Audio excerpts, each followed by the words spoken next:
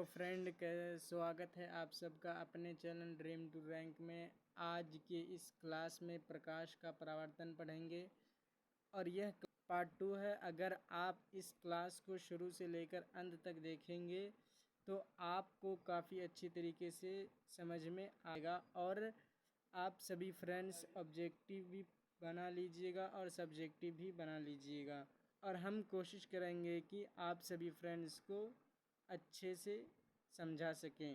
आप सभी फ्रेंड्स से रिक्वेस्ट है कि चैनल को सब्सक्राइब करें और बेल आइकॉन को प्रेस करें।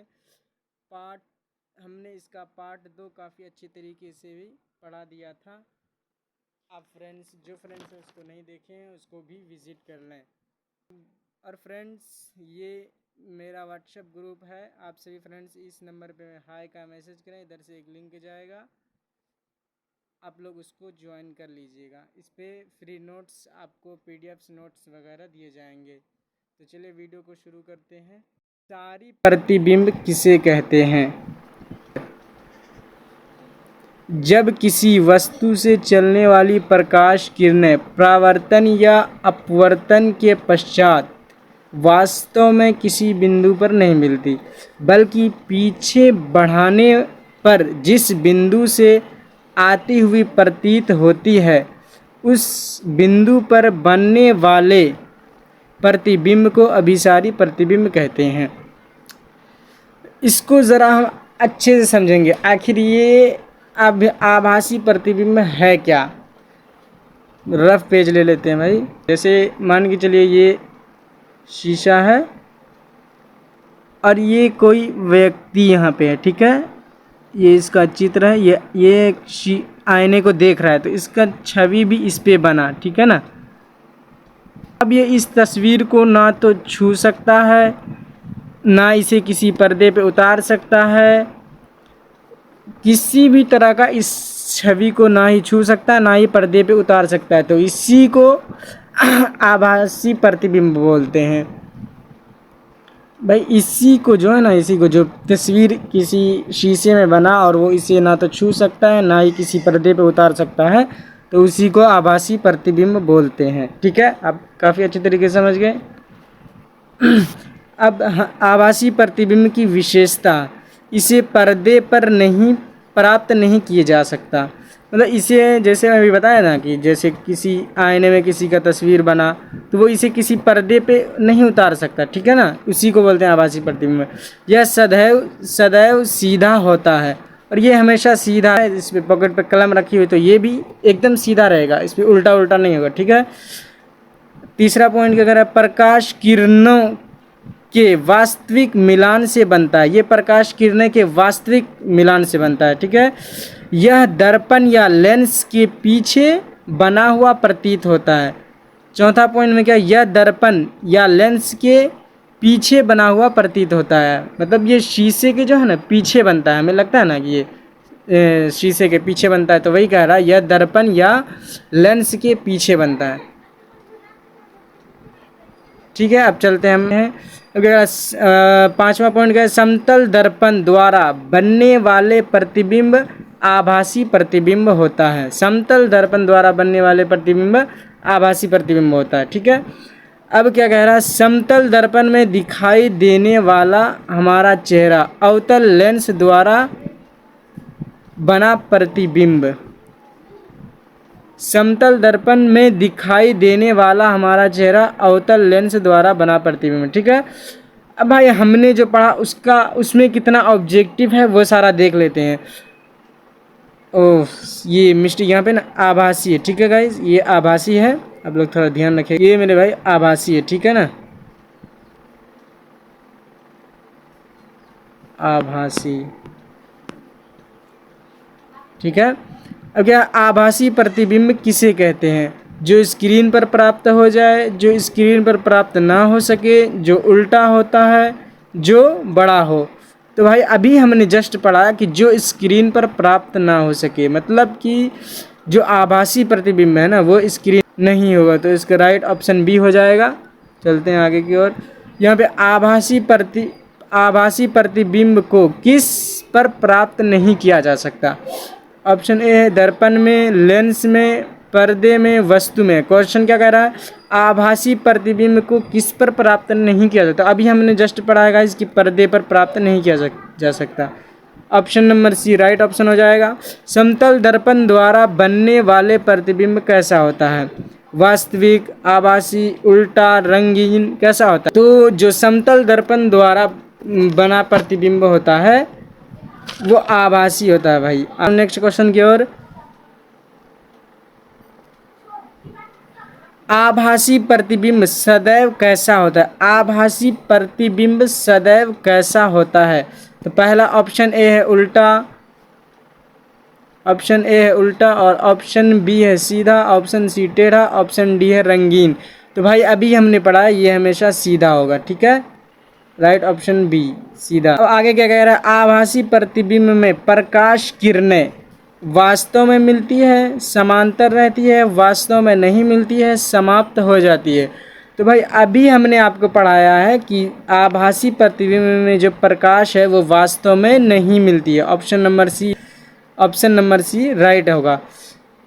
अब आगे क्या कह रहा है, दर्पण में अपना चेहरा देखने पर बनने वाला प्रतिबिंब होता है। दर्पण में अपना चेहरा देखने पर बनने वाला प्रतिबिंब होता है, वास्तविक, आभासी, उल्टा या धुंधला। तो ऑप्शन नंबर बी राइट होगा, आभासी।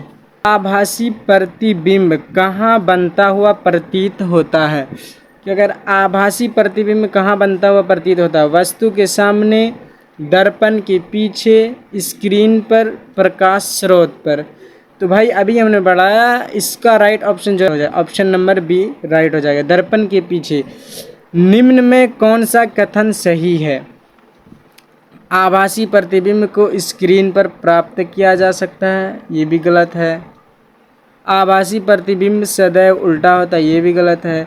आभासी प्रतिबिंब को स्क्रीन पर प्राप्त नहीं किया जा सकता, भाई ये सही है, ऑप्शन नंबर सी सही है, ये गलत है। आभासी प्रतिबिंब को वास्तविक होता है, ये भी गलत है, ठीक है। अब आगे चलते हैं, आभासी प्रतिबिंब का एक उदाहरण है। ए नंबर में क्या है, सिनेमा स्क्रीन पर चित्र,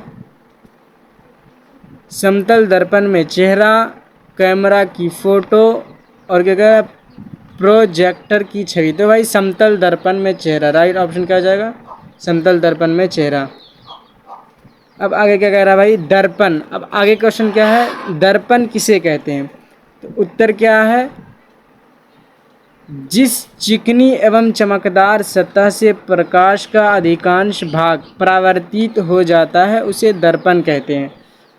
इसको हम रफ पेज में समझते हैं, ठीक है। दर्पण मेरा भाई, दर्पण, ठीक है ना, ये आईना है, ठीक है ना, ओ सॉरी, जैसे ये एक आईना है, ठीक है ना,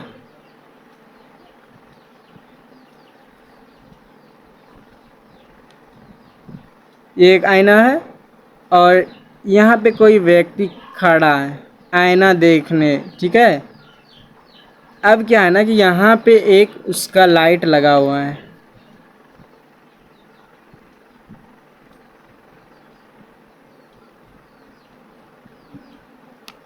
अब यहाँ पे जो है ना भाई उसका एक लाइट लगा हुआ है और इससे इसकी रोशनी इसके फेस को आ रही है, ठीक है ना। इसके फेस पे लाइट लग के फिर ये यहाँ पे आ रही है। फिर जो आईना क्या कर रहा है कि इसके जो इसका फेस पे लाइट पड़ा फिर यहाँ आया, फिर ये आईना इस लाइट को सीधे इसकी आंखों में ला रही है, ठीक है। तो क्या होता है कि इसकी तस्वीर जो आईने में जाती है फिर आईने से वापस लौट के हमारी आंखों में आ जाती है। यही कारण है कि आईना में, दर्पण में हमारा फेस बन जाता है, ठीक है।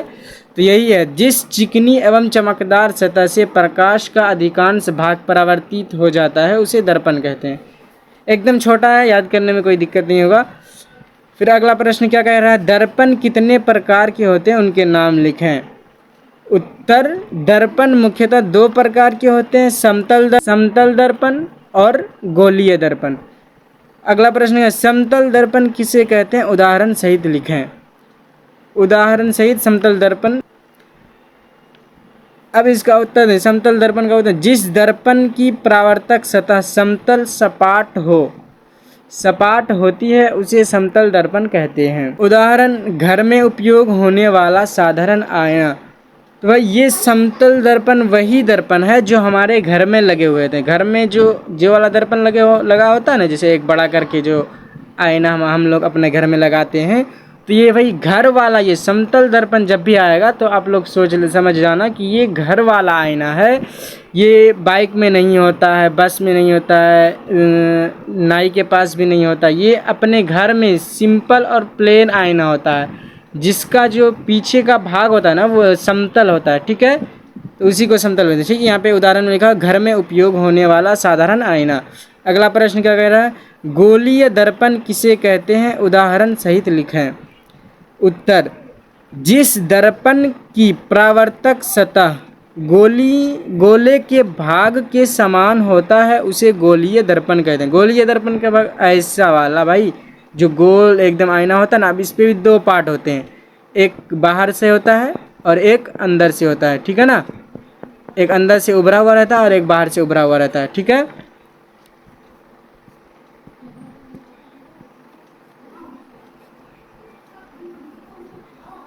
उदाहरण में क्या बता रहा है, वह वाहनों में लगा पीछे देखने वाला दर्पण शेविंग मिरर।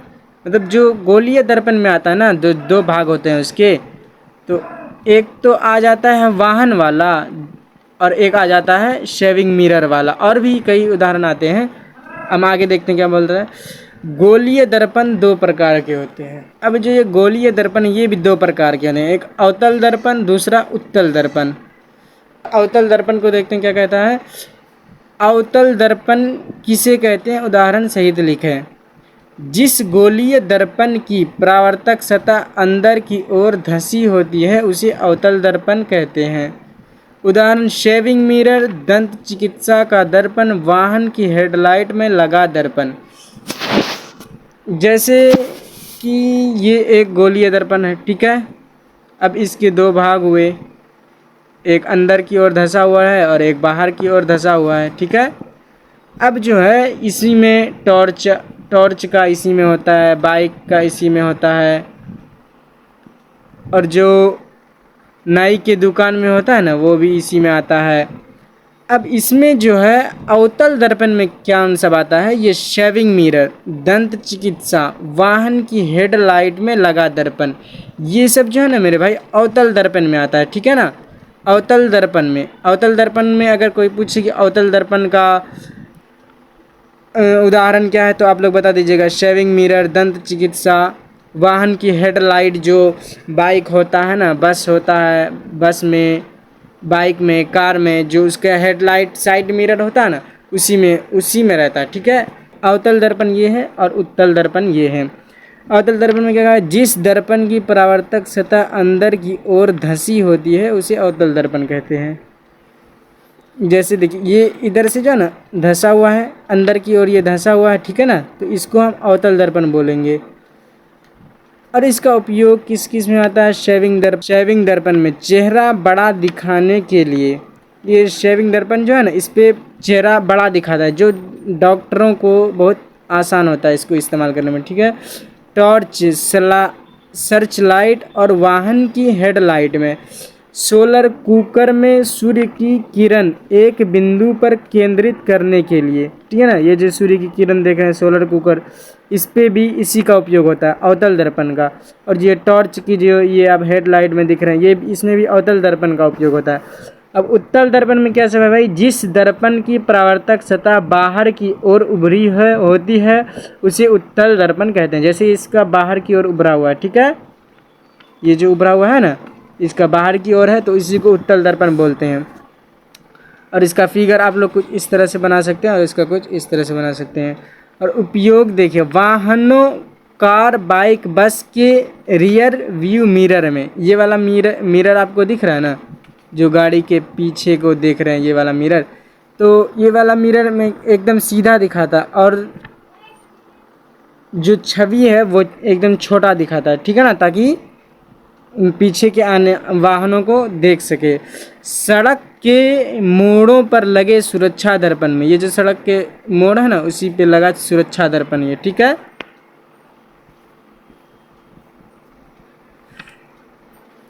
अधिक क्षेत्र देखने के लिए। ये जो दर्पण है इसमें तस्वीर छोटा बनता है और क्षेत्र बड़ा बनता है, ठीक है।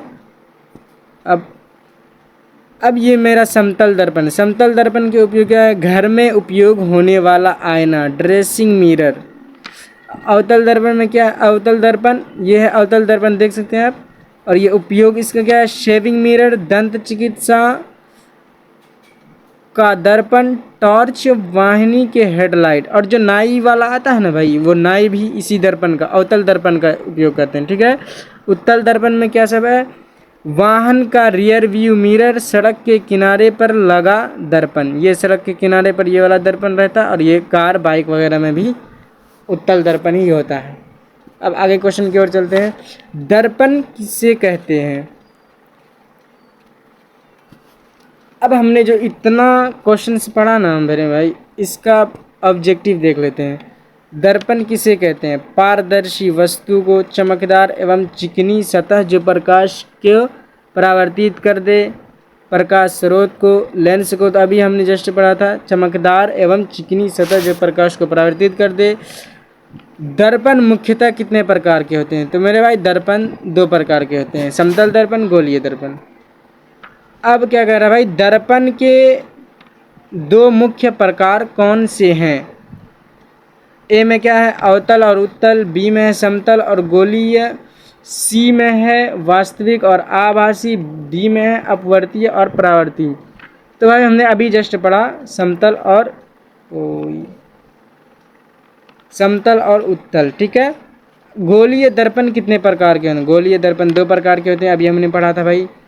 अब क्या गोलीय दर्पण के प्रकार हैं? समतल और उत्तल, अवतल और उत्तल, वास्तविक और आभासी, कोई नहीं। तो अभी हमने जस्ट पढ़ा था अवतल और उत्तल, ठीक है। दर्पण की सतह समतल होती है, तो भाई समतल दर्पण की सतह समतल। Option number C right option, ठीक है। अवतल दर्पण किस अवतल दर्पण की परावर्तक सतह होती है? ए बाहर की ओर उभरी हुई, बी अंदर की ओर धंसी हुई, सी समतल, डी खुदरी। तो भाई जो अवतल है ना वो अ से समझ लेना अंदर, ठीक है। जो अवतल है वो अंदर की ओर धंसी हुई होगी, और जो उत्तल है ना मेरे भाई, उत्तल दर्पण की परावर्तक सतह होती है ए अंदर की ओर धंसी हुई, बी समतल, सी बाहर की ओर उभरी हुई, डी खुदरी। तो भाई जो अब ये तो आ वाला हो गया अंदर की ओर, तो अंदर की ओर तो होगा नहीं, तो आपको समझ ट्रिक में बताया भाई, ठीक है। तो सी राइट ऑप्शन हो जाएगा, बाहर की ओर धंसी हुई, ठीक है। अगर वीडियो पसंद आया तो लाइक करें, सब्सक्राइब करें। मिलते हैं अपने नेक्स्ट वीडियो की ओर, तब तक के लिए बाय बाय।